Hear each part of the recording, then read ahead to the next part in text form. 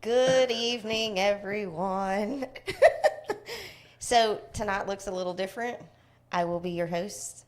David Starbucks will be my co host. And our special guest is Mr. Ken Nelson with the Arkansas Game and Fish.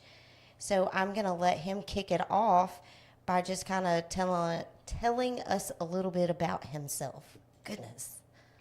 Just a little bit? Hey, we are here all night, That's so right. we can take as long as you want. So I guess my official title is Corporal Kenneth Nelson. I'm with Game and Fish, and I'm a state game warden, and my primary area of focus is Searcy County, but I'm also the dive team coordinator for the state. And Nice. I go all over the state, like we were talking earlier, pretty much every corner of the state, and even if requested, we'll go out of the state. For special events or something that an agency doesn't have the resources of, we'll go and assist anywhere outside of the state. But been a game warden for 10 years in July, and I was with the National Park Service before that, and worked for them as a enforcement ranger for about 5 years before that, and been diving since 2006 and got started. This is the third dive team I've been on, and so I've got a little bit of experience, I guess, just enough to be dangerous. But no, it's, being a game warden is something I wanted to do since I was a little kid. And it's really a fulfilling adventure, I guess, as a career, because, all the things that you think you might get to do, you get paid to go do it, and you get to enjoy the outdoors, and you get to, talk to people that are like-minded and enjoying the resources. I mean, that's what it's all about. And, Absolutely. And getting into the diving side of things is one of them other things. It's a fulfilling adventure, I guess, to say the least. That's a huge bonus to get paid to dive. It is. I mean, it's a really neat experience, but of course, what we usually dive for is not things that people typically want to dive Correct. for. Yeah. And it's just one of them things that we get to do a lot of neat training, a lot of different places we go. We go outside of the state for different trainings, and it's fulfilling in that way. And the biggest thing, like I always tell my team, is we do it for the people. We do it for the state, and whether it be a fire department or local sheriff's department or state police or any other outside agency that doesn't have the resources that we have, that's why we're there, and we're there to assist in either, body recoveries or evidence recoveries or, boating accidents and lots of different things, aircraft accidents that end up in the water. Pretty much if it ends up in the water and it involves, anybody in the state of Arkansas, that's one of the places that we can be requested. That is freaking phenomenal. I know that my uncle was a recovery diver, and he used to talk about how rewarding it was to give families that closure. Yeah, and I look at it as a lot of people use the word closure Or peace. I look at it as more of a place to start. Yeah. Because getting that loved one back, it's not giving you closure, but it does give you a place to start. And not I'm going to use that. I'm stealing I mean, that. That's good. That's really that's really good. I've heard so many people over the years that say that you're giving closure, but you're really not. You're giving that place to start the closure process. And so, it is rewarding in that aspect. I mean, to give something back and give something to the people that, there's a lot of agencies that just don't have the resources to do it. Yeah. And I can't imagine being on the other side of the spectrum of that and having to, go through that process. So. Well, first of all, thank you for your service. You bet. Absolutely. Greatly appreciated. My hat goes off to Game and Fish, law enforcement, all you guys. Me being a vet, I was former law enforcement, but, a big difference that, a lot of people don't understand or recognize is on a deployment, you're gone for X amount of time. These guys and gals suit up and boot up every single day, 365 days a year, and they deploy every day. And that is the vast difference. I come home on R&R and I get a break and reunite. These officers reunite for brief periods of time through the day or night when they're catching sleep, trying to catch up with family and stuff like that, and they redeploy and redeploy. So my hat goes off to you, most definitely. Well, and that's one of the things too that I always, talk about is that we forget about the families and the families of the first responders is, they're the ones that really have to deal with a lot of it, because whether it be a missed birthday, a missed ball game, whatever it is, and especially when you add things like dive team on top of it, you never know. It could be a thing where you have plans to do something, and the next day you find out I'm going. Oh all the way yeah, across SWAT. the state, It's either SWAT, it was patrol, or court. Yeah. And those are not accounted in your 40 to 50 hours, depending on how many reports you got to do, evidence logging, this, that, and the other. It's not a 9 to 5 job or No. Yeah, you plan your day off, and all it takes is that phone call. All it takes is the last time you hit the blue lights. That's all it takes. It's like you got blinders on, you're heading back to the barn, you're like, come on, my shift is over, and you see something you can't ignore, and it's like a felony takedown or something. You're just like, oh, honey, I'm so sorry. Yeah. And anybody in law enforcement's had that situation happen. It's like, I've had a long day, and oh, come on. Yeah. So I still deploy now with the Department of State, and ours are only 126 on, 42 off. But again, my hat goes out to you guys because you do it day in, day out, like nonstop. So, a big thanks for coming on tonight. We want to talk about some Arkansas rigs, some spear fishing. The big thing is, I asked Jessie and her husband was, can we get a hold of Game and Fish and do a show, because you don't know what you don't know. And I feel like I've had a few divers come in and they're like, man, I'm really scared to dive the lake. I'm like, why? Well, one of the reasons was boaters.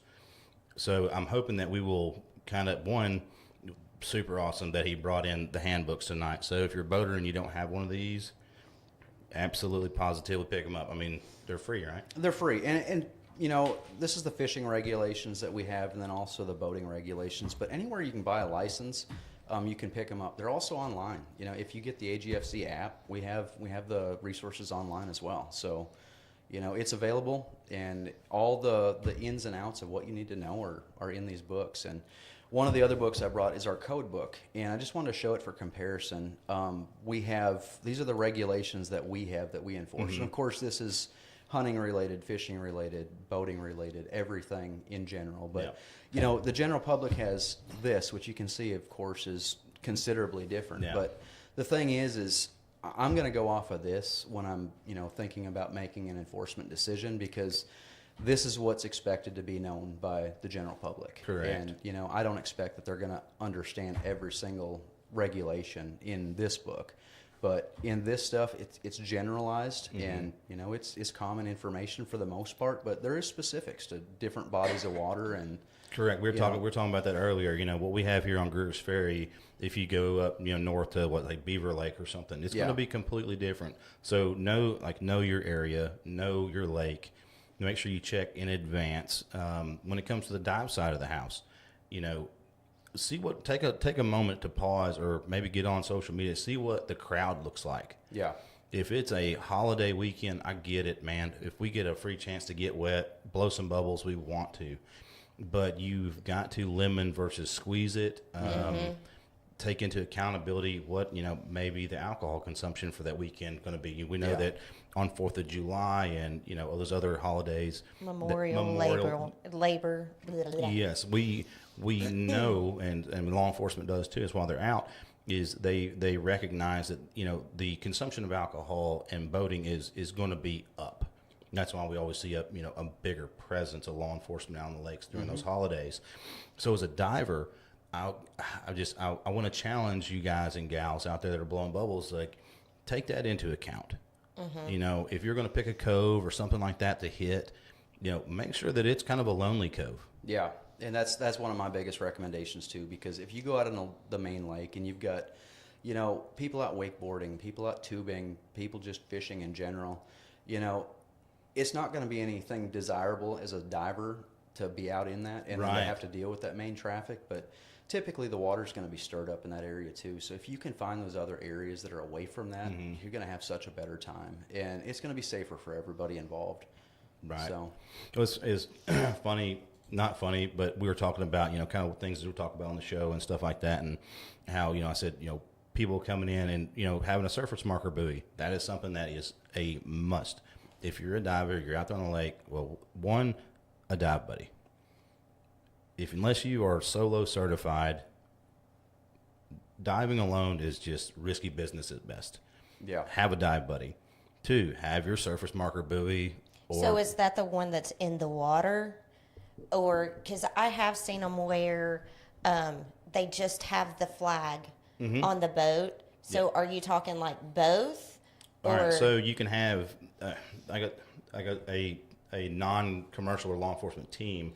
You would actually have somebody running the boat and then a minimum of 2 people in the water. If you're going to go by yourself, then you're anchored out, but you still need to, either way, your boat, if there's somebody up there, is going to have your dive flag up, or you're going to have a smaller buoy that has a dive flag on it. It's basically diver down. You're going to have a diver down, and within a minimum, probably 50 feet of that. And what a lot of people don't understand, that's what I was getting to, is he told the story about how somebody grabbed his buoy and started pulling it up. And people don't understand that most of the time when your surface marker buoy or your diver down buoy is up, it's normally attached to a diver. And so if you drive by on a boat and it gets hung up on said boat and you don't even realize it, now you're dragging a diver underneath the water. Oh, my Lord. Well, and that's why I always recommend, of course, we have the regulations. A diver has to be within 300 feet of that flag. Yes, sir. And, boats are supposed to stay over, 100, more than 100 feet away from it. And so there's a leeway under there that the diver may be over into that zone that the boat can go over, but they have to understand that they need to be deep enough that a boat can safely travel over the top of them, if that's the case. But like you said, with a diver flag, one of the things after I had that happen, I was recreational diving when that happened, and go back into that story a little bit, but I was diving over on Bull Shoals recreationally off duty, and just having a good time, and all of a sudden I get jerked on by that line. I'm like, what in the world is going on?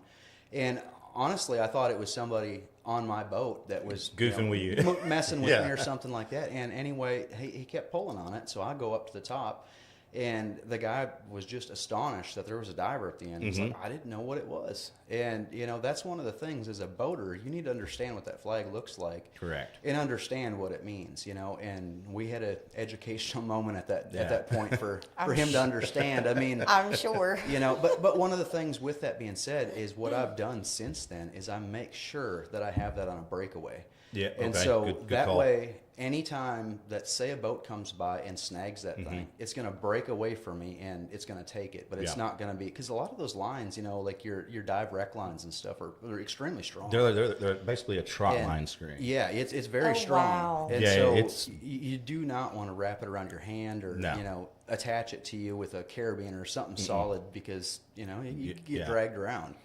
It could be a bad situation. But I always try to look at, you talked about having a second diver. I mean, in diving, one of the things I preach all the time is redundancy. 2 is 1, 1 is none. Correct. And back to the military. I was also military, and we always talk about making sure that you have redundancy.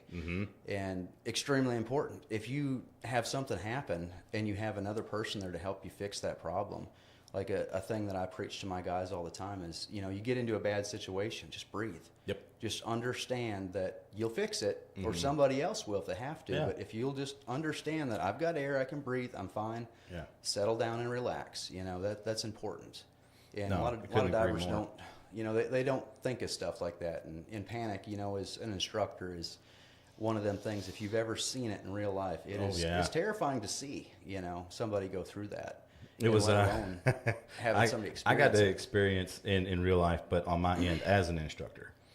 So regulators are built to go into your mouth, right side up with the ports down, and it was 100% my fault. I'm doing buddy breathing with a student, and he hands me his octopus, and him not looking at it, it was upside down.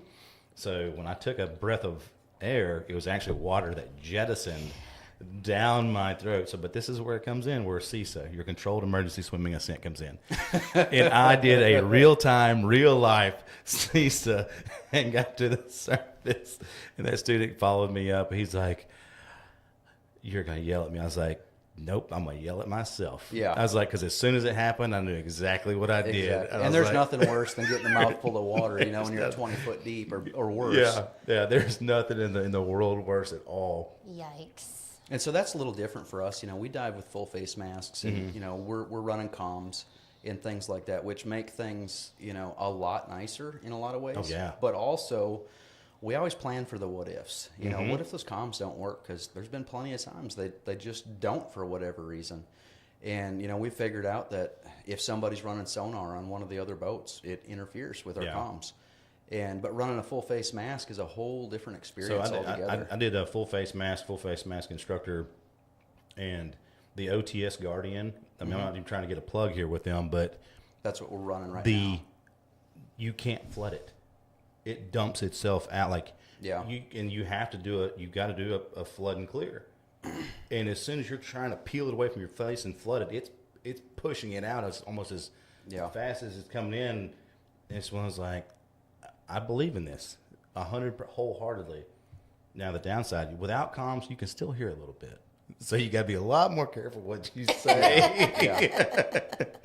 The OTS, the full face mask, definitely a big plus. I do enjoy it. Another big thing that we want to talk about was spearfishing. Man, we are so beyond fortunate that Arkansas is one of the only states, and so many people don't realize that you can spearfish. Yeah, it's pretty phenomenal. And I've got family in other states and stuff, and we talk about that, and they can't wrap their head around it because, wait a minute, you're going down with a spear gun and picking the fish that you want to go after. Yeah. And I always tell people it's like Christmas with guns. It's awesome. I mean, it is absolutely awesome. If you have decent visibility, and it's so much fun. It brings scuba diving to a whole nother level. And recreational, I love doing it. When I'm off the clock doing my thing, and I've got plenty of friends that we get together, and that's one of the things that we just enjoy doing. And it is so much fun, and it's rewarding because you get to go and bring a mess of fish back, and it's really rewarding. So we were talking about what's probably the two biggest flaws that spear fishermen encounter, or you encounter with spear fishermen when it comes to the game and fish side. And this is a big nod and heads up, and hey, hint, boys that are slinging arrows underwater, don't forget about reflection, the change of your eyes, and the size of things when you're underwater. So go ahead. Oh yeah, y'all were talking about that. That was one of the things we talked about earlier, and that's probably one of the biggest things that we see is people that shoot short fish. And let's face the fact that when you're spearfishing, you're shooting a fish with a spear, and so there's no throwing it back at that point. It's not like you're not lipping it rod and reel where you take the hook out, throw it back because it was short. You've got to be sure of your quarry and make sure what you're shooting, but also making sure the size of it. And there's several different ways to do it. I mean, I've got a personal spear gun that measures out right at 18 inches, which I dive Bull Shoals a lot, and our fish over there have to be longer than Greer's Ferry here for walleyes specifically. And that's something that we see as far as short fish, over limits of fish, and now it's changed because used to be a half a daily limit, and now we've went to a full limit. So that has changed, and that's a pretty awesome thing because now you can get your 4 walleyes over on Bull Shoals, and over here, of course, we have the size limits and stuff that are similar, but again, you can shoot a full limit of fish. But short fish is going to be one of the big things. Over limit of fish and diver flags is probably the 3 top things that we see that divers don't do. And for whatever reason, the dive flag, I don't understand. I don't get that. To me, I want to be visible. I want people to understand that I'm there. And the other thing, I've gotten several complaints working before that, somebody's found a boat that's just floating out in the water and it's anchored, but there's nobody in it. Well, there's somebody out there spearfishing, but they haven't put a flag out. They're probably just trying not to bring it. They're when there's something that's wrong, that means there's something that's wrong. Yeah. It's one of those, like, you're trying to not bring attention, but inadvertently you bring attention. Yeah. If they had a diver down flag or their surface marker buoy or whatever up, the people well, hopefully after the show people would know that that's exactly what that is. But from my previous law enforcement experience, and I'm sure his, it's like one of those, like, if it's not right, it's not right. Exactly. It's like, so that's, stop drawing attention to yourselves, boys and girls. Like, just put your flag out. But me and my little pea brain, I'm thinking that's just common sense. That it's beyond dangerous not to It give real- warning. So I forgot where I heard this story at. So it's like the little kid that grew up on the same street his whole life, and every day he's playing kickball and his ball rolls across the street. And his first couple days or weeks, he always stops. He looks left, right, or whatever, and then he runs across the street.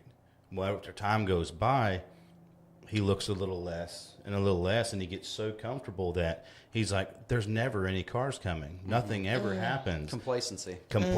And that last time he darts across that street, and something really bad happens. And that is a big thing in the diving industry, probably across the board, is you get your tank, you throw your BCD on it, you got your regs, all that good jazz. You suit up and you get in the water, and you get so confident and so comfortable that you skip something very minuscule, and it compounds quickly. It Assuming. does. And there's so many things that you can have happen in diving and in general. And it's not overly complicated for the basic part of it, but there's plenty of things that can go wrong. And as an instructor, you understand, we talk about making sure you're breathing out if you have to do that uncontrolled ascent, things like that. There's so many little things that can happen, and people do get complacent, especially when you dive a lot. I look back to when I first started, and everything was a checklist. Make sure I got this, and everything's perfect. And still today, I go through a checklist to make sure when I'm going on a dive call, I've got everything in order. I've got my comm battery plugged in. I've got, everything that it needs to be prepared for. Yeah. Having your computer plugged in, making sure that's going to be charged and ready to go, because there's nothing worse than getting to an actual dive and you're about to deploy and you find out something's completely amiss. Yeah. And, you start setting it up where you have one little issue becomes two issues, that becomes a bigger issue. And, that's just one of them things that's an accident waiting to happen. And we always preach with our team to try to make sure that we cover every last little thing. And I'll share a story that I had happen to me one time, actually on a deployment. We went out and we're going to do a dive, and we're looking for, I'm going to leave it at an object, and we're going to go down in 90 foot of water and check this object. And one of the things I always do is I have my divers go through and we check each other's stuff.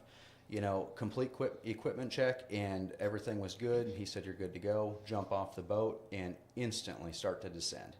And, I'm sitting here inflating my BCD, like, what in the world's going on? Why am I continuing to go down? I'm kicking as hard as I can, and I'm continuing to go down. And as a public safety diver, we're typically weighted fairly heavy because you're running dry suit, aren't you? Well, it depends. Depends on the time of year. We run dry suits. We also do wetsuits. If it's midsummer. Changes your buoyancy dramatically. It does, and but a lot of times if we're diving rivers or something like that, you have to. Yeah, you got to You got to be heavy, and so anyway, I'm going down and trying to figure out what in the world is going down. I'm trying to focus on clearing my ears, knowing it's 90 foot deep. Yeah. And this, the surface is getting farther and farther away. I have another diver I see come down, and he's starting to, come towards me. And I hear him on the comms, like, what's going on? I'm like, I don't know. And I'm just about to drop my weights and try to come back to the surface. And I'm like, scrambling through my head, what could cause this? And I'm like, dump valves. And so I reached back, I've got my dump valve here, reach up here where, because we're very focused on, we have to know where absolutely every piece of equipment is, to do it blacked out completely. Because a lot of times we dive in water that's, is zero viz. Zero viz. And so come up to my top dump valve and find out it's tangled up underneath the strap of my BCD. Got it held wide open. It's held wide open. And so get that cleared, it goes back, start inflating, start kicking back to the top. And, it was one of them learning things. And then now I talk to all my divers. That is one of the things that you have to check and make sure that is clear and free. Yes. Because, that could have been catastrophic. Catastrophic, yeah, absolutely. And it's one of them things that, I should have myself checked it as well, because I try to do my best to check absolutely everything myself. But you get your mask on, your gloves on, your field of view is very small. Yeah. And so, it's difficult to do all that yourself as well. And it's hard to remove the human element. We're not robots. So it is. Everybody out there, give yourself a little bit of grace. Like, don't, if you miss something, it's human. Yeah. It is human to err, 100%. So, I was just thinking it was kind of something like, you don't want to forget anything in your parachute. So this would kind of be the same thing. The same thing. You're underwater instead of falling out of the sky. Yeah, Yeah. It's just like flying an airplane. I mean, you've got to take and have checklists to go through and making sure that you understand every step of the way what needs to happen. And so, it's an important skill set to learn, and that's why I always encourage people, go get good solid training and go through somebody that's competent in doing that. And one of the things that I always try to focus people, I get the question all the time, what does it take to go spearfishing? Mm-hmm. And, I said, go get your basic open water certification. I always recommend people go through and get an advanced as well. And it just gives you a few more dives. It gives you a better skill set. Yep. But the most important thing is making sure that you have that skill set refined before you ever put a spear gun in your hands, because you're adding, another task. You're adding more tasks to the equation. And But would that not add more weight too? Not really. No, spear guns are really usually airlight, or they're like airplane aluminum. You get some that are made of teak wood. They're super light. There really doesn't change that. But when you add the element of taking a fish, and now you've got to take that fish off, which requires a lot of times, depending on what tip you're using, you either have to unscrew it and pull it back through the fish, and then put it on a stringer that's attached to you. So you've got multiple things going on. Plus now you have this cord that's dangling around that can get tangled up, and you've got to control your buoyancy if you're not sitting on the bottom, and there's a lot of different steps that are involved in it. So that's really important to have that skill set that's there first, because I can't tell you how many times I've seen a diver that, they get a fish and they're either descending or ascending and not even paying attention to it. Not even realizing it. And, as a diver, you understand that when you start ascending and you don't change anything with your BCD, you start ascending going faster and faster. And that's where you end up with air embolisms and Exactly. dive type injuries. Exactly. So I couldn't agree with you more there. 110%. The one thing I want to say is, if you come to Diamond State Dive and Travel, where we sell spearfishing equipment, I will not sell you any spearfishing equipment unless you show me a valid fishing license. Mm-hmm. That is a requirement. I mean, that's just it's a personal and professional decision on our behalf, because I'm not setting people up for failure to go out here and break regulations. If you got one, cool. If you don't, we offer them, or you can go get them anywhere in Greers Ferry. You don't have to buy one from me, but you got to have one to buy your spearfishing gear from me. Yeah, and it's so cheap. I mean, Arkansas is one of the cheapest states to buy a fishing license. Isn't it, though? And, that's why we run into people that don't have a fishing license for whatever reason. And to me, there's just no excuse, because, the little bit of gas you put in your boat that day costs way more than that fishing license ever did. And it's good for an entire year. So let's shift gears a little bit and talk about, so a lot of people... we're talking about Pelham, Alabama, going down to Blue Water Park. Yeah, absolutely. And structures here, getting one, like you're talking about the spearfishing and buoyancy control. We got to think about environmental impacts. Mm-hmm. Is there, by chance, does Game and Fish have any type of connection or anybody I can reach out to for the Corps of Engineers? I would love to talk to them about doing something in the lake. And I know they're really kind of finicky about that. One is I want to do a memorial for the 39th Infantry, the Brigade Combat Team, which I was a part of. And, we've lost a lot of people out of that brigade, and we've deplored a lot. And you got Adam Brown Memorial in Washita. Mm-hmm. It brings a lot of people in. It gives some people, a sense of hope and things like that. And I want to do something similar like that here. But I'd love to take it even a step further and do, even if it's just one little tiny cove out there, give the divers a place to go when they have nowhere else. Yeah. No, and that's out of my wheelhouse. I mean, that's something that would be, directed specifically to the Corps of Engineers, because Game and Fish doesn't control that. Anything that's modified as far as the lake goes would have to have approval through the Corps of Engineers. So that wouldn't pertain specifically to Game and Fish. It would be the Corps of Engineers. Okay. Well, then I couldn't agree. I've been over to the memorial you're talking about on Washita, and is that not just it's amazing, awesome.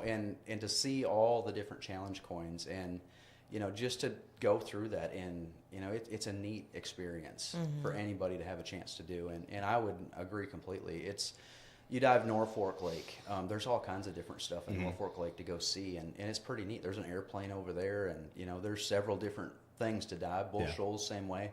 As far as Greers Ferry, I'm not 100% sure. I know there's some old structures and different things, but I don't dive Greers Ferry as much as I dive the other lakes, and so I don't know specifics as far as what's here specifically for divers. But I know diving Van Buren County versus Cleburne County up towards the dam, there's a huge difference in visibility. Yes. I live closer to Van Buren County, and I recreate over there with my personal boat a lot more. But as far as diving, I don't even dive unless I'm going up to the other end because. I dive plenty of black water. Right. For We work. want and vids. I don't want to dive that when I'm doing recreation. No, not at all. That's you keep saying bull shoals. I have no bull shoals, so I've got to get in on this. Yeah. I've heard that a couple of times. Like, okay. It's cool. Yeah, it's pretty. The lake is Okay. cool. Okay. Yeah, I don't know about the other. Okay. But I do have a question. I hope we have an answer.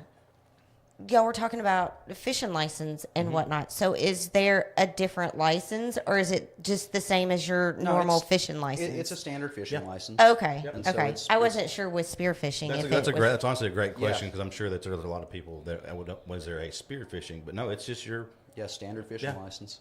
it was like $10. Yeah, $10.50. Yeah, it's not expensive at all. No, and that's one of the things. Like I always try to tell people and preach to people that's important is if you're gonna dive Bull Shoals, Norfolk, Greers Ferry, one of the Washita, Hamilton, any of the other places, and you want to do something like spearfishing, it's super important that you get your guidebook and go to the back section where it has lakes in there because regulations are different on every single lake and waterway. They're different, and a lot of people they just assume that if it's this here, it's the same there. Well, it's not. Your slot limits might be different, your size limits, and your daily limit that you can have might be different. There's a lot of different regulations. Some lakes you can shoot bass on, some lakes you can't.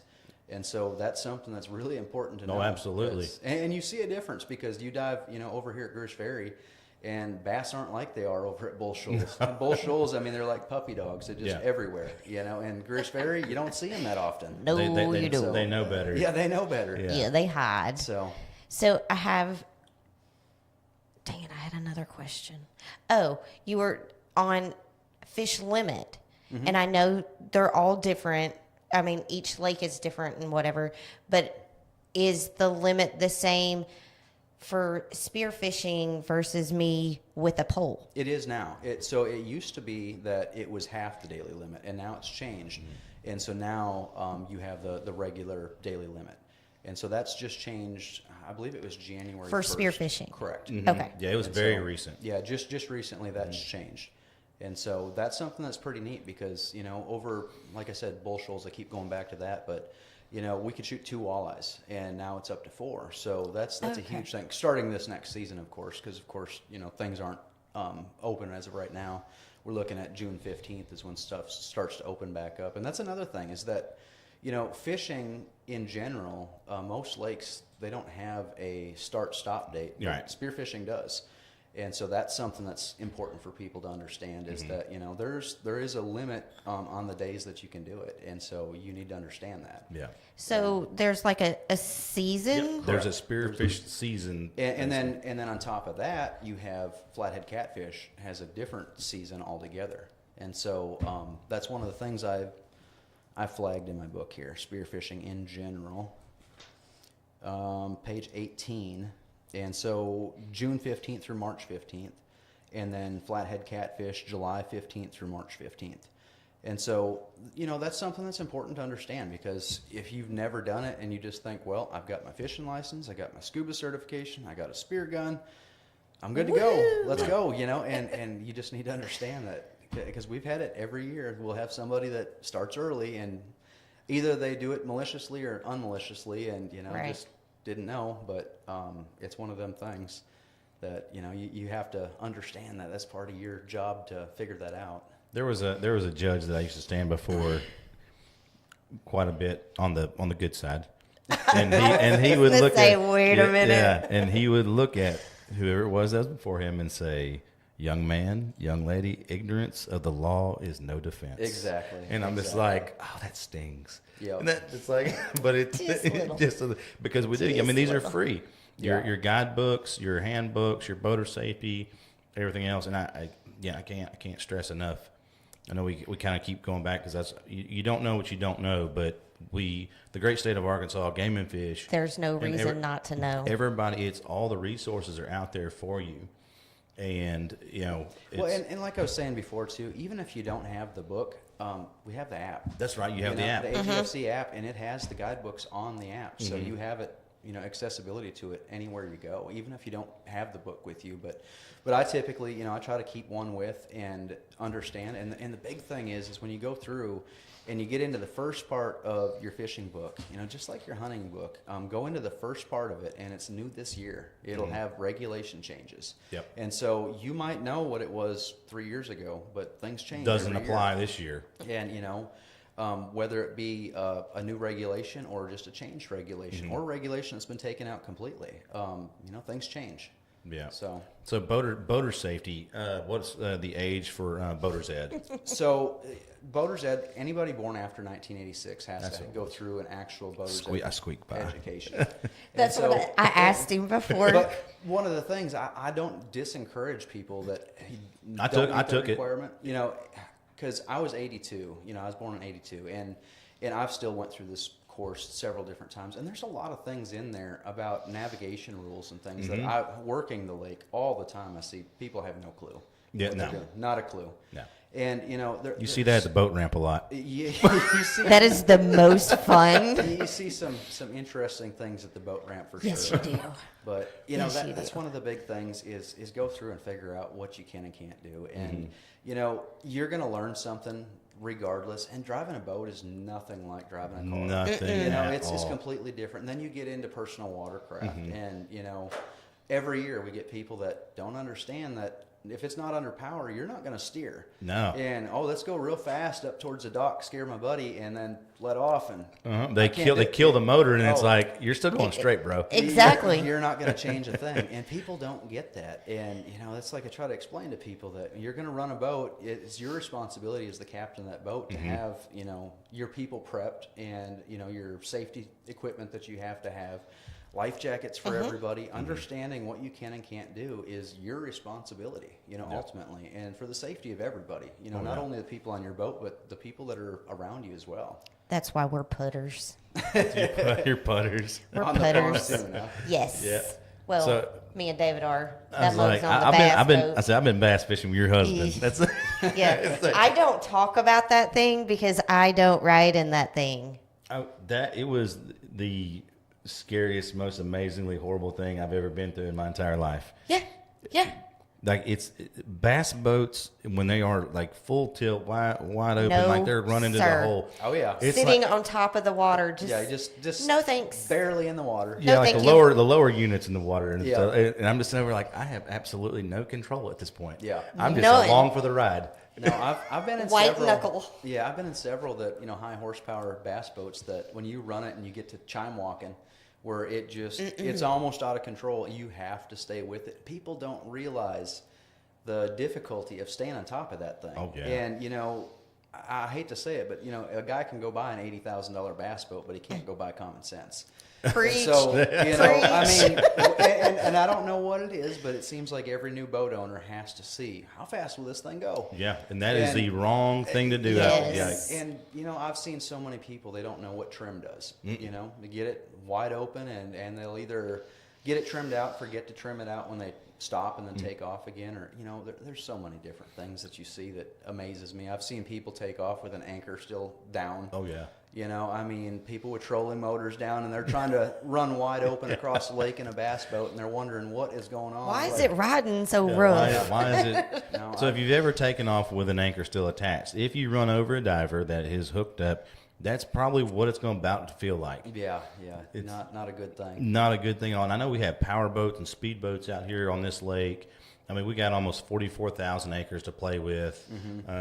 We have depths of over 200 feet deep. Yeah.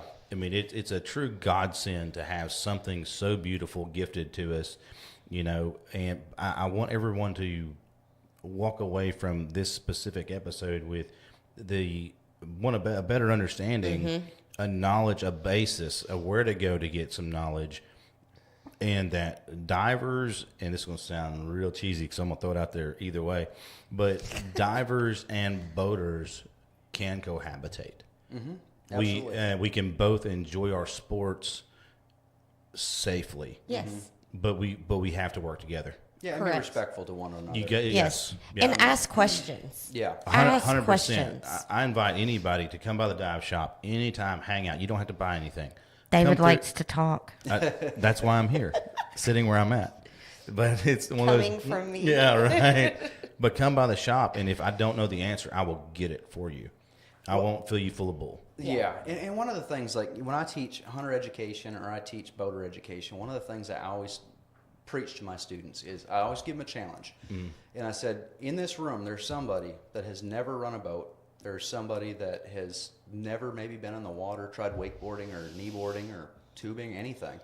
And at the other realm of something, there's somebody that has done it their entire life and known no different. Yep. And I always challenge those people. If you're one of the people that's never done it, go find somebody that does do it and, see if you can go along with them. And the people that do it all the time and have accessibility to it, bring one of those people that's never gotten a chance to do it.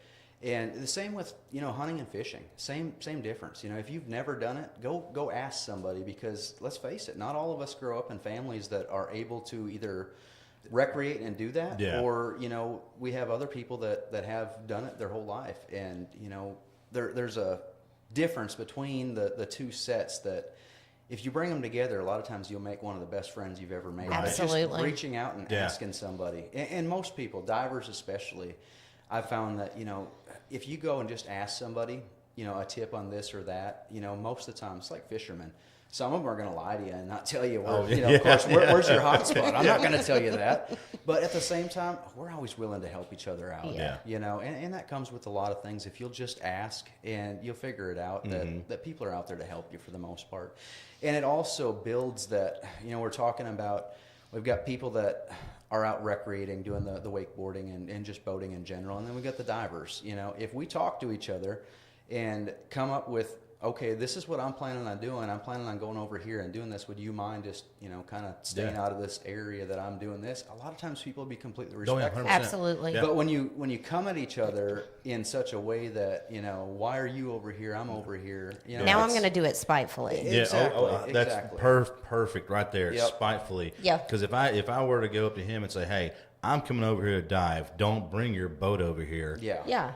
Well, now You're I'm going gonna- to you're do gonna- it. Now they're going to be sitting there. You're Yeah. going to have a different attitude. completely. Absolutely. 100%. If I say, "Hey, bro, I noticed that earlier you had a dive flag on your truck. Man, you're a diver too. Man, I'm going to come over here and dive. Whatever. Would you mind kind of keep an eye out for me? If you're going to be in the area, you know what? If Right. keep an eye out for me, or if you see me in distress or something, this is where I'm going to be." Yeah. It's all about the approach. Yeah. Yes, 100%. Yeah, I agree completely. And, it just makes it better for everybody because, of course, being an enforcement officer out there, I'm the one that ends up dealing with the, spats between this and that, Yep. and a lot of times it could be fixed by people just talking to each other. And, and people being respectful to each other. Yeah, it's easy to do. Well, again, it's one of those. I'll go back to it's usually emotionally and alcoholically charged. Yeah. 100%. More often than not, it's unfortunate. So, question that I guess I had for you is how many officers do we have that patrol our lake? So it varies a lot because, Cleburne County is set up with 3 separate wardens, plus you have Corps rangers, you have, other entities. Some of the sheriff's offices have patrols. Van Buren County, you've got 2 wardens over there, and you've also got the sheriff's office that, occasionally patrols over there, plus Corps of Engineers. So at any given time, say we got the 3 over there, the 2 over here, but, I work Searcy County, so I don't have Greers Ferry Lake, but I come over to Greers Ferry in Van Buren County all the time and work. Right. Holiday weekend, you're going to expect to see a lot of people that are pulled from other parts of the state, that come over to do enforcement work over here. Yeah. Let's face it, Greers Ferry has been one of the highest as far as accidents go, in the state, unfortunately. And so there's a lot of focus pushed on especially alcohol use. That's one of the big things. And, guys, there's no excuse for it. No. You know, I get wanting to go out and have a good time, but make sure you're doing it responsibly. Save the drinks for the camper later on or whatever. And Campfire. you know, exactly. You know, Or just make sure the captain's not Captain Morgan. exactly. That's a good one. You know, and here's one of the weirdest things. I don't understand this, but it happens all the times. Out of the majority of the BUI arrests that I've made, you'll have somebody on that craft that is completely sober or very close to it that has a boater education card, but yet the person that owns the boat is like, it's my boat. Yeah, didn't want to give the helm up. And I don't understand that. You know, we're all there for the same reason. We want to have fun and we want to go home at night. You know, and I think it's a macho thing. It is. It partially is. Like you said, it's my boat, it's my helm. Exactly. Like, I'm the captain. Territorial. Yeah, I mean, it's like, look, you look like Jack Sparrow right now. It's time to shut her down, bro. Like, you're walking like Jack. Like, it's time to shut her down. Yeah. And that usually doesn't go over well, and then that usually goes into a spat. And it snowballs. So we do have a kind of a recap question. Mm-hmm. How does a boater know that there is a diver underwater? Okay, so like the handbook that we've got right here, we talked about that. Let's go to, I flagged this off. If you go to page 42, there's a picture of a dive flag on there. And I don't know if you can pull that up, but the red flag with the cross through it. Oh, it's on your... Yeah, it's right here. There we So go. this right here is a dive flag. And so if you see that's up above the water and floating there, that's can't see that. what it's representing. And so, you know, a lot of people have never seen that. They never knew what it was. And like the guy that, you know, pulled me up and caught the biggest fish of his life had no idea what it was. He'd just never seen one before. Yeah. But, you know, if you're going to be a boat operator, especially around the lakes around here in Arkansas, it's something you're going to run into. You're going to see divers. Yeah. And so understanding what that is important. There's also a thing called a safety sausage, which is your service marker buoy or a safety sausage. It's an elongated tube that you put air in and you launch it toward the surface. It will stand upright. Mm-hmm. They come in different lengths, different colors, but they are very fluorescent, and they will say either like diver down. Yes. Huh. And I've seen all kinds of different things that, you know, divers have had to mark their locations. But, of course, the dive flag is one of the things that's the biggest required. Universal symbol of diver. And if you start adding other things into it, you know, that's where you get curiosity a lot of times. Because, that's when somebody's pulling on your safety sausage. They're wondering, you know, has somebody got a trot line down here? Yeah. Well, what is this thing, you know? And Don't use a jug. No. a jug is not official. You said trout line or something earlier, and then I was like, oh, wait. You know, people setting trout lines, putting, you know, jugs on them. Oh, yeah, yeah. that is not your diving notification. No, and it specifically says, you know, the size requirements and stuff like that. And, Oh, and if okay. you look at most of your dive flags, they extend above the water. They don't sit right at the surface. No. They sit above the water, and it's trying to make it, you know, as visible as possible for Yeah, so you'll safety have a reasons. you'll have like a flotation device, almost like a small pool noodle, basically. Yeah, like a pool noodle. Yeah. I mean, and then it's sticking up, so it's it'll have a weight you're on not the going bottom, to miss so it. it stays, you know, vertical. Yeah, Okay, I know I'm weird, but it's kind of like the noodle for catfishing. They have those that when a catfish is on, it yes. stands straight yes. up. Except So- this has a flagpole on it. Yeah. And usually like a lead attached to the bottom, so it sits upright like this. Yeah. And then it has a very large flag. Honestly, the dive flag is about the same size Yeah. As And they come in different sizes, of course. Yeah. But I mean, I've seen some that, you know, people will put one on the side. They'll put a sticker like this on the side of their boat, and they'll say, "Well, that's my dive flag." Well, it doesn't count. No, you know, just not at because all. you have a small sticker doesn't meet the No, requirement. absolutely Yeah. not. And you know, you get that once in a while that somebody's like, "Well, they should know." Well, no, they don't, because you know, No. even us as professional divers, you know, we have to abide by the same regulations. Correct. And so, you know, that's important for people to understand. No, absolutely. And again, it's you don't know what you don't know, but if you're going out there and you're diving, you're certified. It is up to you to make sure that this knowledge is instilled into you and your dive buddy, not just you. Absolutely. Share the knowledge with you and your dive buddy or whoever it is that you're boating with. If you see something, say something, because it's too risky not to share valuable information when you don't realize until it's too late that you could have saved that life. Yeah. Water is dangerous. In the diving industry, we put the mitigations into almost every single scenario possible that will, it wipes out all those mitigations. Because if you look at it from the surface, no pun intended, diving is inherently dangerous. Mm-hmm. But that's why we have the training and everything else that goes in with it. Boating above the surface is inherently dangerous. But there's mitigations in place. There's rules and regulations, and it's all so everyone can have a great time and make memories instead of making memories that nobody ever wants to remember. Yeah, Right. Absolutely. No more questions over there, Peanut Gallery? No, he's got me figured out, doesn't he? One of the other big things, I'll cover this because we see it every year, and I don't understand why, but nav lights.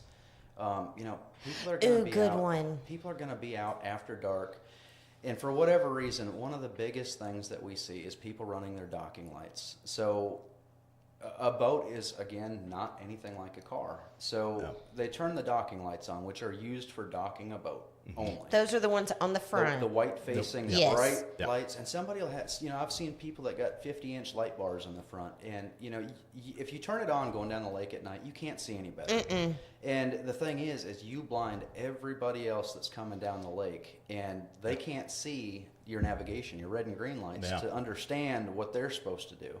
And, what it also does is it cuts out somebody else that's in a boat that's maybe crossing paths with them because all they focus on is that bright light coming towards them. Mm-hmm. They miss everything else. And so shut those docking lights off. They're for putting a boat on a trailer and pulling up to a dock. They're not for running down the lake. And one of the biggest things, when I talk nav lights, it's one of my biggest pet peeves working after the fireworks shows. And you'll see somebody running wide open. Everybody wants to get home. It's already late. And you've got one guy out there that has nothing on. And when it's pitch black, especially a dark night, you can't see that boat sitting there that has nothing on. Nope. And so, make sure before you hit the water that those things work. And make sure you understand. I can't tell you how many times I've pulled up to a boat to tell them, we need to talk about your nav lights. And all it was is they didn't have them turned on. And again, the responsibility of being the captain of that boat, understand how to turn them on. And how to turn off the other lights and making sure you understand what you got. Do it on the trailer before you get out there. Oh, 100%. Before you ever get in the water. Play with buttons. Yeah, it's like going down to the boat ramp and you're trying to be quick about getting in and out. I try to set my boat up so I've got my straps off, I've got my plug in. Mm-hmm. I've already pre-checked that my motor will fire up. I'm going to back in, dump my boat, get out as quick as possible, be respectful to everybody else. Yeah, get out of the way. And then you've got the guy that, he backs it in. Oh, he forgot the plug, so he's got to take it out and then let the water drain out. Oh, now it won't start, or he can't back the boat in at all anyway. All you new boat owners out there. Or trying to figure out how to get the straps off with it in the water. Mm-hmm. Yeah, exactly. And there's a lot more tension now when it's trying to float. Mm-hmm. But, there's a reason that you have those spots at the ramps that are designated for pre-trip on your boat, making sure all that stuff's ready to go. So that way you can get in and out and be respectful. You're not hogging the dock and making sure that nobody else can get in and out, because that's where I probably see the biggest amount of issues as far as people getting angry with each other is at the boat ramp itself. So make sure that's something you're being respectful to other people for. If you need some cheap entertainment, you can always go to the ramp, set up your lawn chairs. Yeah. Every year. Get the megaphone out, and you can cheer on the good ones, and then you can have scorecards for the bad ones. Yes. I'm pretty sure there's plenty of good YouTube videos out there on that. There Absolutely. are. Hours and hours and hours of it because we've watched them. It's great entertainment. But I was going to say on the nav lights and those docking lights, I experienced those for the first time last year. And just like you said, a boat coming at you with those on, you can't see their red light, you can't see their green light, you can't see. That is petrifying. Yeah, and the big thing that people don't realize is they're so bright that they're blocking out all the other boats that are coming towards you as well, or going away from you. And it's amazing that, I can see somebody coming out of Choctaw when I'm way up by Sugarloaf that has those on, and it's still blinding everything. Yeah. It's just absolutely unreal how bright some of them are. Well, I was extremely grateful for Game and Fish that night because, it looked like just from their lights, they were like right here at us. But Yeah. Game and Fish come up beside them, stopped them, made them turn them off. And I was like, oh, they are back there a little ways. But it looked like they were just right on us because they were so bright. Your depth perception is different when you're on the water at night because, you don't see things the same as you do in the daytime. Yeah. It's just different. We're not cats. Correct. Or hoot owls. Or hoot owls. Who? Yeah, exactly. So, no, thank you for touching on that. Because when I first seen them, I was like, who's got spotlights on their boat and Yeah. why? I thought it was a bow fishing boat. Yeah. Because, they do have Absolutely. all of those Yeah. lights and Yep. stuff. And I was like, why on the 4th of July weekend are you out here amongst all these boats with those lights on? Somebody just bought their brand new War Eagle duck boat, and they're coming equipped with them bad boys. Exactly. And one of the other things that we see too a lot is, the LED lights, the strip lights that go down the Yes. sides. Yeah. And when you're underway, if you're anchored somewhere, that's Sure. fine. Yeah. I agree that high visibility, nothing wrong with it. You Right. got the red, white, and blue on there. You want to be patriotic, that's great. But when you're moving, Yeah. the only thing that can be on is those nav lights. And so Yeah. that's something that's important to understand because, as a warden being out there enforcing the regulations, we're not trying to be the fun police and stop No. people for whatever reason. But, at the same time, we're trying to make sure we're making everybody go home at night and Yeah. not having boating accidents because, again, Greer's Ferry being one of the leading, lakes as far as accidents go, we're trying to really reduce that. Yeah. And, everybody can do their part simply by just turning those things off. Well, when my wife and I come through and decided to move our business here, I went over to the dam site and actually the visitor center over there and got, numbers. And a lot of people don't realize that we have sometimes in excess of 9 million people a year that visit this lake. So 44,000 acres, it looks like a lot. It gets real little real It quick. gets real small real fast Yeah. with a bunch, with thousands of large boats out there. So, And some of them trying to, there again, not really knowing what they're doing, wanting to get that puppy wide open. And when the lake is packed like that, that's a recipe for disaster. Well, and when you're going out and you've got everything from a big cigar boat that has twin 454s on Yeah. it to the little John boat that's 14 or 16 foot long that's got a 9.9 on the back or a trolling motor, and everything in between. And you get people that are running up and down the lake, and like I said again, just be respectful. And one of the other things that you'll see, or that we see enforcement-wise, is personal watercraft getting too close or trying to jump a wake of another boat, Yep. something like that. There's a distance rule in there, and that's on your part to understand what that is. And so, Didn't know that till we owned a jet ski. Well, and a Yeah. lot of people don't. Like I said, they buy it or they rent it, and they're like, I got a boater card, I'm good to go, Yep. right? And they take off a no wake zone and wide open, and it's like that's not how it works. they follow the boat that's So- throwing the biggest wake and try Yes. to Exactly. Yes. try to play. And Yep. again, another recipe for disaster. Yeah. Yeah.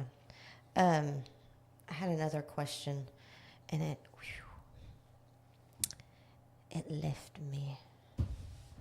I don't remember. Well, I want to say, for me, I appreciate you both coming in. bet. Absolutely. I hate our other David couldn't join us, but that's a whole nother story. He's taking a seat. Figuratively speaking. Metaphorically and figuratively. Yes. But Ken, I definitely want to thank you for Absolutely. coming Yeah, in absolutely. and reaching back out, and because like promoting tonight, that's what we were telling people. It's definitely, informative, educational, because there's some of this stuff that y'all two were talking about, and I was like, I have no idea what you're talking about. Yeah. And like a lot of people will go out and they'll get their certification and they will just do that. And then they just, again, they don't know what they don't know, but the the information is out there. Now they know where to get it. So Correct. It's one of those, be respectful, be courteous, but be educated. Yeah, Right. yeah. Be educated is a big thing.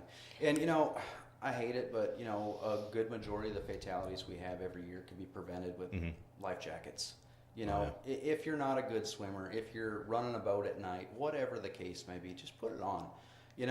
Some of the life jackets we have nowadays, that the inflatables, for example, that we wear, we're working, boaters and stuff like that. We're required, as officers to wear them all the time we're on a watercraft, and it's not uncomfortable. It's like a seatbelt in a car. Yeah. It's just, you don't even realize it's there, but it can save your life. And a lot of people don't think about the what ifs.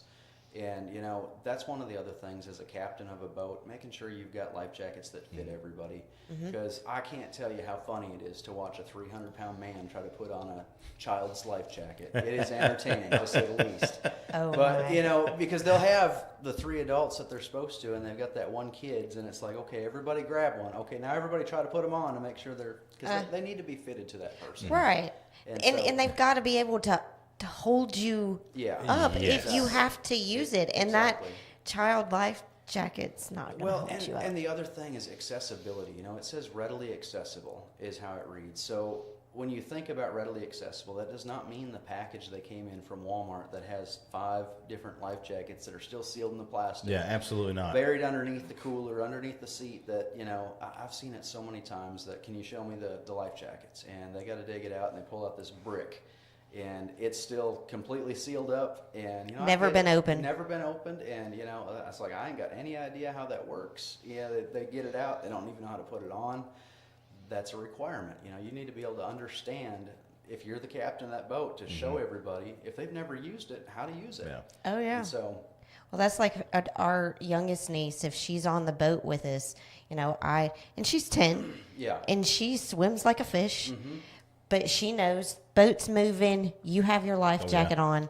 And so she has to go to everybody on the boat. Everybody checks that life jacket. Because me, I have arthritic my hands, and so I'm putting it on her. Well, I can't tighten those straps up like they need to be. Yeah. So now she goes to Uncle David. Uncle D tightens them up. Well, then you got Mom and Dad. They're checking them to make sure that we're checking them. So, it's a process. Yeah. And Well, and the last place you want to be trying to do that is when you actually have an emergency that needs to, Right. that requires that you might need to put them on. And, I've got 2 little girls, and, anytime somebody's under the age of 13, 12 and under, so if you're 12 and a half, you still got to wear it. My little girls have to wear their life jackets, and so they're like, Daddy, if I got to wear it, you got to you're wear going to it. wear it. And so, and my girls are the same way. They both swim really well, and, we get out and they want to jump off the boat. And of course, my professional life of what I do, it scares the daylights out of me to watch them jump off, knowing I'm it's sure. 75, 80 foot deep. It doesn't matter. And, like I try to explain to my little girls, is that if the inevitable happened and you did go under the water, there's nothing I can do to go get you without equipment. Yeah, I got to have my gear. And people don't think about that. They look at jumping off the cliffs, and it's like, oh, it's Harmless. not a big deal. But, a lot of those, it's 70 to 100 feet deep. Yeah. Up at dam site, there's been several fatalities right there up the swimming area. And people don't realize that little distance it is from shore to swim out to that buoy or that marker, the gas pipe. It's 100 feet deep when you get out there. Yeah. And it's not that far offshore. And every year you get, I don't know what it is, if it's people that just try to go above their abilities, or, what exactly mentality is to make somebody do that, but they try to swim to that thing because it's not very far. That's a good way to put it. Your Yeah. ability. Know your abilities. Exactly. And don't go beyond Yeah. it. And No. don't be afraid to, express that I'm not going to do that because I just don't want to. It's Yeah. fine. And If you're going to swim out to the buoy and touch it, have a life jacket on. Exactly. Yeah. Just put it on. It's a lot more comfortable. You're not going to sink that way. Exactly. And you can bob around and be comfortable, and And who not wear cares? yourself out. Exactly. Yeah. Exactly. That's what happens a lot of times is they get tuckered out before you reach that point. Yep. And then, so you're so exhausted from making that swim, you can't even tread water. No, you can't No. even. No, you can't. There's absolutely nothing Float, you can do nothing. unless you have just buoyancy control out of this world, elongated lungs, larger BMI. Everything has the wind has got to even be blowing right for well, that to then be. you add 2-foot rollers coming in because the boat's going around. Yeah. and You're done. It overwhelms people. It does. And they don't think about it. And I've heard it time and time again. We thought he was messing around. Yeah. And and somebody goes under the water. They thought it was a joke or whatever. And when it's 70 foot deep, 80 foot deep, It's not a joke. It's No. not. I mean, it's not at all. And there's nobody that's going to be right there with a mask and snorkel that's going to help you. Yeah. Correct. And so, that's a big thing. Just don't be afraid to put it on. Yeah. And so, and if you're in a boat, make sure you got them out there ready to go. Yeah. Just respect the water. So, That's yeah, what it comes absolutely. down to. Respect the water. Because, I mean, it knows no better. No. And it is unforgiving. It is Yes. 100% unforgiving. Mother Nature's it's that way. We're not meant to be in the water and breathe under it. Right. Scuba diving is kind of like aviation in a way. We're never meant Yeah. to fly either. Correct. But we can do that through the use of an airplane, or a helicopter or whatever it be. But scuba diving, you go under the water and breathe underwater, but you can't without it. That's right. And so, respect it. That's a big Yes. Yes. Got any more questions? Absolutely not. He's been phenomenal. Absolutely. And hats off. to you and Much Game and respect. Fish, because whenever we first wanted to do this, we reached out to Game and Fish. They were on it like a hair on a biscuit. Like all they just needed to figure out was who they were going to send, but they were all for this. Yeah. And that is such a warming feeling. That has an agency that cares enough about our great state that they're like, yes, let's send somebody. Well, it just makes sense because that's what Game and Fish is all about. It's about people enjoying the recreation that's out there available to them, and like I said before, wardens aren't out there to hassle people. Not right. Not at all. I mean, we are out there to enforce laws that are put into place, but at the same time, we want to see people out recreating Right. and having fun and enjoying it because, I would say 95% of us wardens on our weekends, that's what we're doing. Yeah, too, doing the same is thing. We're Yeah. out recreating Yep. or hunting or fishing or enjoying the outdoors in general. And so, it's neat to be able to get out and see people doing the right thing and being safe about how they do things. So, just do it the right way, and take the proper precautions. Yeah. So, and of course, looking into the specific regulations to the area that you're going. I'm gonna call down to the office. I got the fishing and the hunting, but I'm gonna get some of these. Yeah, the boating books. The boating. Definitely want to get some of the boating books. Yeah, and like I said, typically anywhere that sells license, almost every Walmart will have these back in the hunting and fishing section, and anywhere else that sells licenses typically has these. And so, but if you don't have that accessibility, then go get the app on your phone. Almost everybody's got a smartphone. I was fixing nowadays. to say that this generation, it's much easier to have the app. I have the app on my phone.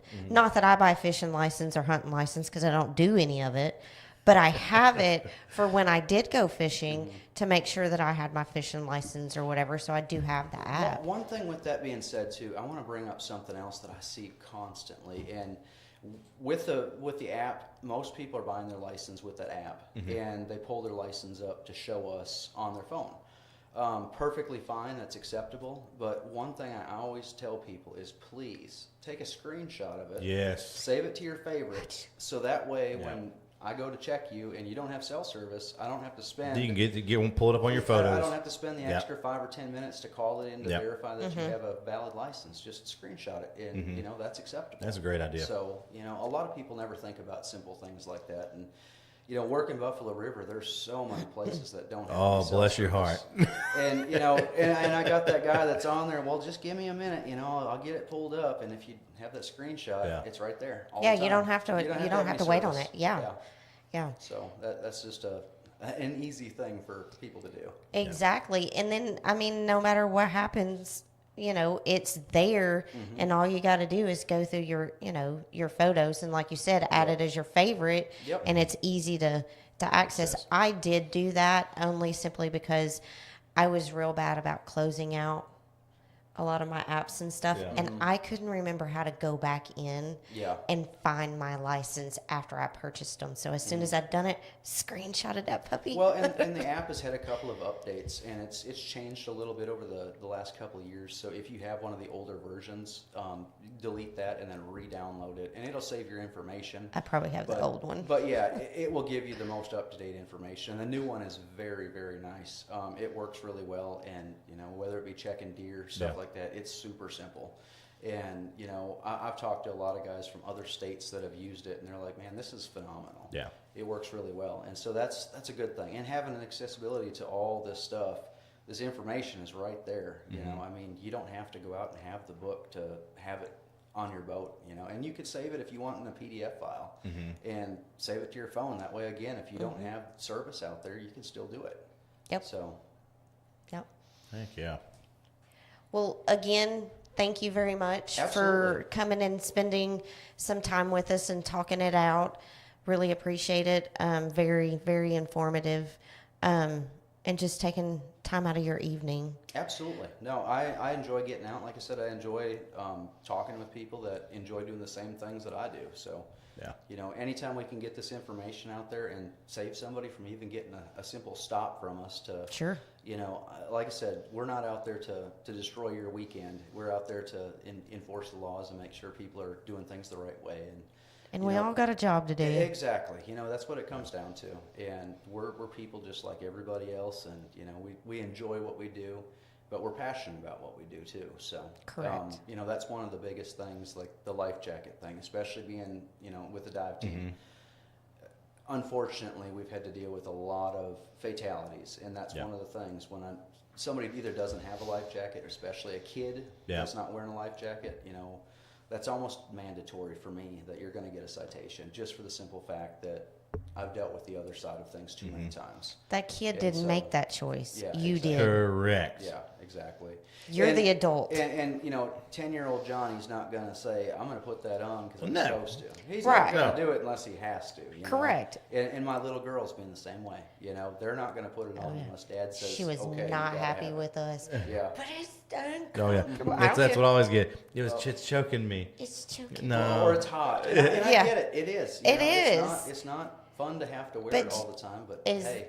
till we get to the boat. I'm gonna to say the boat best dock. response is the boat's gonna be moving soon. It'll cool down. Yeah, you'll be fine. Right? Right. Wet the towel, wrap it around you. Yeah. Yeah. Again, huge thanks to you. Huge thanks to Game and Fish. Absolutely. Again, here I asked that this happen, and it just, again, I'm floored by the community. You didn't know that you were going to be called in for co-host duty. That I didn't, but it's okay. Here I am again. Absolute pleasure to meet you. I Yes, hope sir. I get to Thank see you and your dive team at some point. Either swing through the shop and just BS, shoot the bull, fill up tanks, whatever, and just say hi. Yeah, absolutely. Yeah, I always like going to different shops around the state and just stopping in and visiting. Like I said, divers are typically always out there to help other divers. Oh, So, yeah. It's always neat meeting new people and finding people that you can go do different dives with. Cause, Right.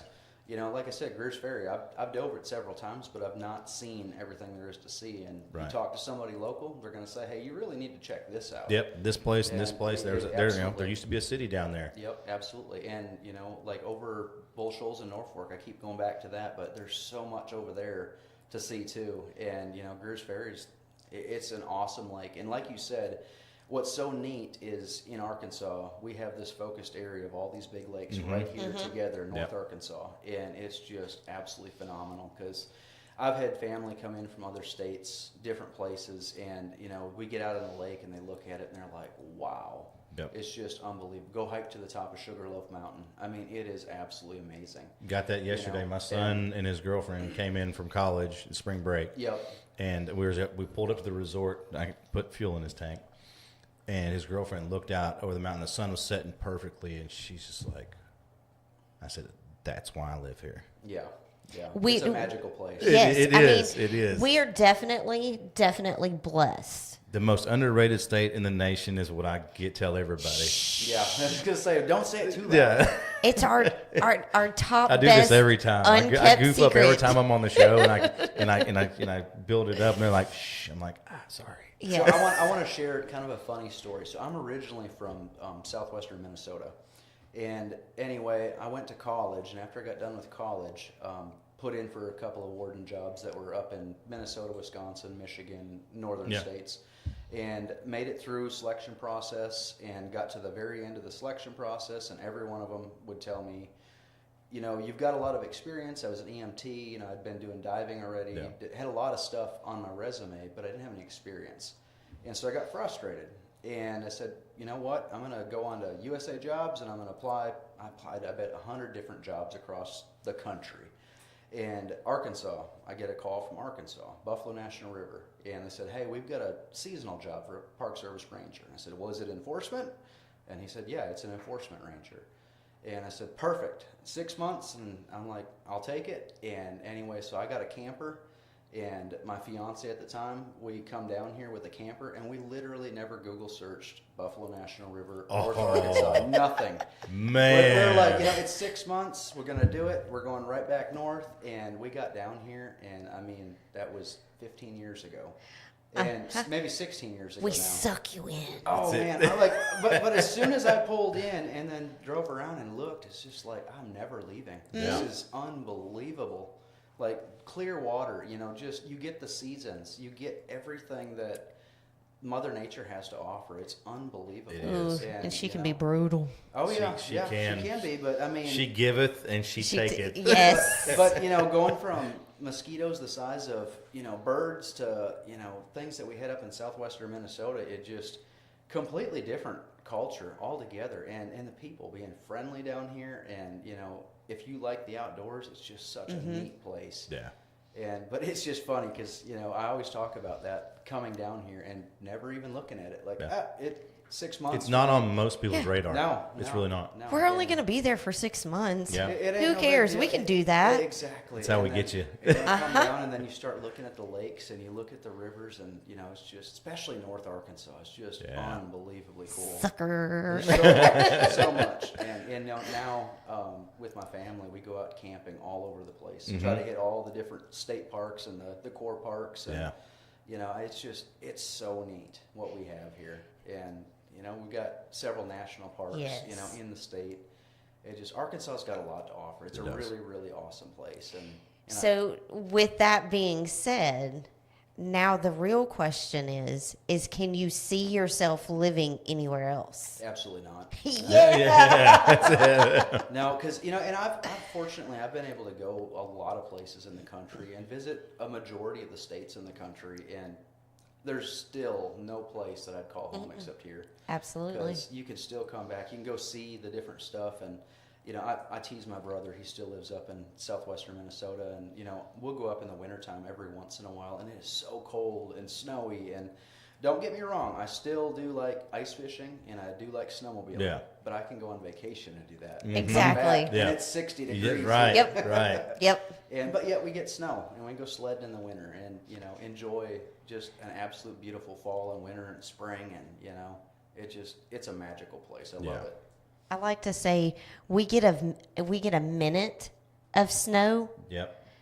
not a month or two of snow. Or 6 months. Yeah, I mean. No, thank you. Yeah. I don't do cold. No. I don't do cold at all. It is no, and you know, it's funny because I came from that and thinking that was just normal to that's unnecessary. Yeah. Right. You are not in your right mind. Yeah, exactly. It's Yeah. pretty funny, but Yeah. you know. That's not normal. It's No. Yeah. Why would anyone do Why that? would I want to endure that year after year? And don't get me wrong. You know, Minnesota's definitely got some really neat places in it too. You go up the Boundary Waters canoe. Oh, The yeah. northern part of the state's absolutely beautiful. A lot Well, like here. you got the UP up in Wisconsin. Yeah, I mean, yeah. you got your Michigan. northern territory is It's really, gorgeous, really yeah. pretty. Yep. Lake Superior. I mean, it's really really neat too, but it's nothing like here. It's not. just- It's not totally the song. different. Nothing compares. Yep. Yeah, it's awesome. Absolutely. I'm going to put it on Ken for a second. And I mean, you just look at that picture right there. Yeah. I mean, you just have miles and miles and miles. And the thing that, I don't know, it takes my breath away every time I do it. You go to the top of Sugarloaf Mountain and hike up to the top of it, and you get to the far side would be this side over here. So And, the Sugarloaf Marina side. no, the opposite side. So it'd be Fairfield Bay? Yeah, kind of the Fairfield Bay side, where you can look back up and you can see all the way up towards Choctaw, but you can see almost all the way down towards the dam too. Yeah. And just see the vast size of how big this lake is, and all the little fingers, you know. Oh, yeah. Getting to, you know, I've flown over, so I'm a pilot as well, so I've flown over, you know, a lot of the lakes that we have, and looking at what these pictures look like is just unbelievable. When you get above it and look across it, it is so Yeah, and awesome. then just seeing the rolling hills and all. I mean, that I look at that picture and I just say, how can we not be blessed Yeah. Agreed. to live in a place like that? Agreed. Yeah, it's absolutely gorgeous. And It's my just- favorite thing, like you said, is we get to see the seasons. Yeah. And Yeah, that's important to me, because I like being able to, you know, I like to see the snow and play in it for a little bit, and then It goes you away. know, and Then I go gotta- away. I Yes. gotta take my tractor Yeah. and push it off my driveway and be like, I did something today, but yet I don't have to deal with it. All I heard was I'm a months. diver, game and fish, and then he threw in pilot. I was like, Psh, you got me a new best friend. listen, I'm just thinking, Helicopter or plane? Airplane, fixed wing pilot. Awesome. We're going to the Keys. I'm just thinking, okay, how many more hats can he put on? Now, you never know. Yeah. It's just one of them things. I always, you know, since I've been young, I always like things that challenge me. Mhm. And, you know, diving's one of them things. Aviation's one of those Yeah. things. Being a game warden, I mean, just anything in general. And I always when I talk to young people, I always say, you know, do something that makes you happy. Yes. And because I'm so passionate about what I do, I like being out there with the public. I enjoy, you know, talking. And anybody that I interact with, 90% of the time, if I've ever wrote somebody a ticket, we're shaking hands by the end Yeah. of it. Because we're talking just like Right. this. I enjoy it that much. And I try to get people to understand that, you know, there's a reason where they're protecting that resource. Correct. Because it's for tomorrow's people. Yes. Yep. You know, for your kids, for my kids, for Mhm. everybody else to get to enjoy it. And if we didn't protect it, it wouldn't be there. It'd be gone. Correct. And so to me, that's what our mission is completely about, you know, and it's just it's a neat job to get to do. And I encourage anybody that's a younger person that wants to try to do similar things, you know, go look into it. Oh, yeah. And a lot of people don't realize that Game and Fish has got a lot more than just game wardens. No, I was actually in the hiring process with Game and Fish, and I made it all the way to the very end. And they asked me one question. Uh-oh. It said, have you applied at any other agency while applying here? Whoopsie. And I was honest. I said, well, yes, sir. I'd like a plan B. Yep. That is the wrong answer. Yep. It's like Game and Fish wants their wardens to be dedicated and entrust in them. Well, sure. I And- mean, and as that's- they should. But it's, you know, it's a career. It's not. It is. You very, very rarely do you see somebody that gets in, steps into the role as a game warden that ever goes and does anything else. Right. That's the rest of their life. They're gonna do Yeah, that. and that was had I not hopped over to the private side with the military and stuff like that, it or DOD and DOS. It's one of those like I was. There was nothing else because I could scuba dive. I could be out there. I got a 4-wheeler. I got a boat. I got a 4-wheel-drive truck. Yeah. What more do I need? Correct. Life as I know it would have been perfect. Yeah. 100% perfect. No, it's a really, really incredible job. And it's so rewarding, and just to get to go do all the different things you Yeah. get to do, and you know, be involved in all the different things that you get to be involved with. And my biggest thing is the public outreach, and just It is phenomenal, over the top, awesome. yeah, it's really neat. Yeah. It's rewarding. And don't get me wrong, there's some days that are not that way, you know. Yeah. And being with the diving side of things, you know, there's some sad days, there's some really rough days, but you know, there's a lot of days that make up for it too. so- Absolutely. So that makes it really rewarding that way. Yeah, I'm sure those days that are not the best days, you couldn't pay somebody to take your job. No, there's a lot of days that are Yeah. rough, and you know, and we deal with a lot of stuff, especially the dive team. And you know, you're going to deal with a lot more than a regular law enforcement officer might, and so that's challenging, you know. But if you look at it as you're there to help that family, and that's Right. that's the way I always try to tell everybody is, we can't change that situation. Correct. All we can do is help that family. Bring, you know, like I said, it's not closure, but bring a place start. to start. You know, Yeah. and that's why we do it. We do it for the people of Arkansas, and so you know, that's Mad just- respect. It's what Absolutely. it is. But you know, take a skill set that you have and utilize it for something good. Absolutely. Well, God bless you. God bless your team. Y'all stay safe You bet. and keep doing Yes. it. Keep doing it. Tip of the spear. Yes. Appreciate it. Well, thank you guys, both of you guys, and hope everybody enjoys the rest of y'all's night. Good night. Good night. Good night. Thank you.